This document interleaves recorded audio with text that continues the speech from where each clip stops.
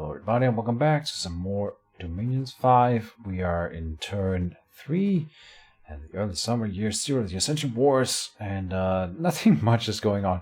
I don't know about this thing here. Let me talk about that. A very deadly disease is spreading in Therodos. I think that happened last turn and it happened this turn. I think it always happens in Therodos, in the capital itself, and it's sort of tied to Tilkini's here, this magic site. In another game, I conquered Therodos, and then it started happening to me. I don't think every turn though, so I'm not sure. I don't think it's every turn, probably not. But like, let's say 50% of turns you lose population, and does it spread diseases to your people? Doesn't say that specifically. I don't think it spreads to your people necessarily, or your commanders and such. Alright, so we had the other turn quite recently, at least in my memory. So we will be able to see here that the Tritons over here, they had 20 in here before, now they have 40. So they are probably around the 40 mark. Up here we have 30 enemy units consisting of... This turn we will be sending out the Pretender, so I'm thinking about where we're doing it. I could also send out the Isimili here. We see here we can have some free spawn. Not much for having a profit now, but I think it's tied to Dominion. Not sure about that, but I think it is sort of tied to Dominion strength. So you want it higher, and for that reason you may want higher Dominion strength on your Pretender design, but I'm not so sure of it that I wanted to boost it further. I think, I don't know, do we move out? I think this one will be really easy to take. We should look at what kind of income the different provinces give, that we can see. Okay, so we're definitely not going here because we don't have Dominion down here, and our Pretender only has his Bless if he's attacking inside Dominion. So we have this here and here. It'll probably be this one here then, with the highest income per month. We need that as much as possible, as early as possible. This one has more magic sites, so I probably want to go in and site search immediately. So with that in mind, archers can't really hurt him. Heavy infantry and militias can. Oh boy. I mean, I've done this so many times in testing, and I'm fairly sure that he can't lose that battle. But watch me go in and lose my Pretender in the first battle here, and just lose the whole game. Wouldn't that be fun? We're going in. We are going in. So yeah, we didn't hit Enchantment 2 yet, but we are 8 away from it. And we have Melite. Well, now that I think about it, we have 8 research right here, so we could go in and say... research with you. That would give us exactly the amount of research we need, and then we would instead go into here and say monthly ritual divine dance, and I do think that is worth it. It will boost our Dominion, thus giving, if we assume that Dominion is equal to more Ghost, then that should be worth it for that. It also has a chance of attracting free Korotes, the living kind, and it gives us a little bit of money every turn. Presumably she dances for money and people throw dollar bills at her. Let's not go too deeply into that. We're getting 8 research per month. We need precisely 8, so we can expand with Pretender, and he should, I reiterate, he should be able to cast, and should choose to cast, Personal Regeneration. I would script Flying Shield if I had the option, but I don't. We will see.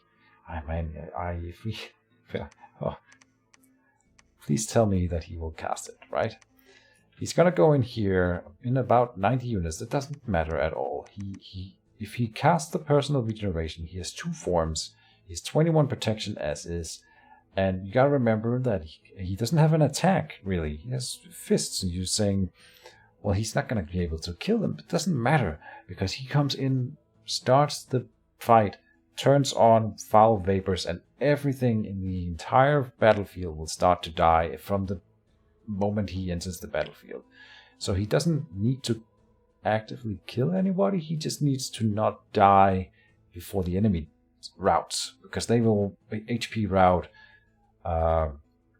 pretty quickly. Usually they make it to him, and they will get like 2 or 3 rounds of combat hitting him. So that's why we give him the tough armor. He will have encumbrance, but he won't. It doesn't matter if he ends up having a high encumbrance or fatigue or anything. He just needs to stand there, regenerate, and cast all the defensive buffs and not die. I've said it a few times now. I'm hoping that it will become true. We need to recruit something in the capital. I almost forgot.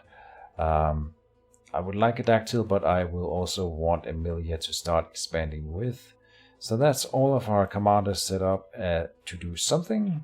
We could even... No, I'm still saving the goal for building a fort as early as possible. When turn 3, we'll be starting to expand now. Next turn we will send out Emilia, probably here with some ghosts. Next turn again, we'll do the same. With whatever we... So what I usually do is send Emilia out with the first ghost army. Like, I'm pretty sure this group can even take that province. So with the extra ghosts that we get next turn, we will definitely be able to do it. And then we will make another Melia, and these 2 Melias with the extra ghost from here will then move in and probably take this province, converge here, and then start expanding together. Something like that. Alright. Yeah. Not much else to say then. Yeah, there's no messages. We can check. I mean, okay, score graphs. So income is in fact going down because people are dying in our provinces, but we should be getting a free army size increase without paying for it, so that's nice. Not much to say here. We can see... Oh, look at that. I'm glad I checked last turn. We noticed that Mr. NT had hired some mercenaries, and they are no longer in his employ, so they have in fact died. Probably the merchant or mercenary leader died in combat, as he said. Now, hopefully he lost him without taking a territory. I spoke to him 5 minutes ago, and he didn't seem like he was sad or anything, so we probably didn't lose any significant battles, unfortunately, but we can always hope that it happens in the future. But for now, I don't think that there's anything more to say. Let's see. Now, I think we have looked at everything already. We can go here with Pretender, then I side search. I move and side search, move and side search, move and side search. And I know people are always saying the expansion is more important. We will have plenty of ghosts to expand with, and that will go pretty quickly on its own. Having the Pretender side search means that we get more gems early on that we can turn into more ghosty boys, and I find that really important. Yeah. Oh, and we can... This is a coastal province. We might build the first fort just in here. Yeah, that might be a thing. I can't show them here, but we want the coastal fort production early, so we can get the commander in there that then has a forge bonus. We also need... We're probably going to go with 2 Melias, then we want a dactyl, because a dactyl has Earth Mage 2, sometimes 3, and then you can do, at least in construction 4, we can make the boots of Earth, and give him, make a hammer to start forging at a discount, and we'll really start forging. Hopefully we can do that as early as possible. Something that I've been in my test games have been a little bit slow with. But once we ramp and start getting the economy going, we will really start production and do that really efficiently. If we lose the Pretender here, then I don't know what to say. We should be able to get personal regeneration up and running. If we don't, then, well, shoot me. Wish me luck, guys, and see you in the next episode. I am shaking in my boots and hoping that I'm not screwing this up. Yeah, that's it. Me out. Bye.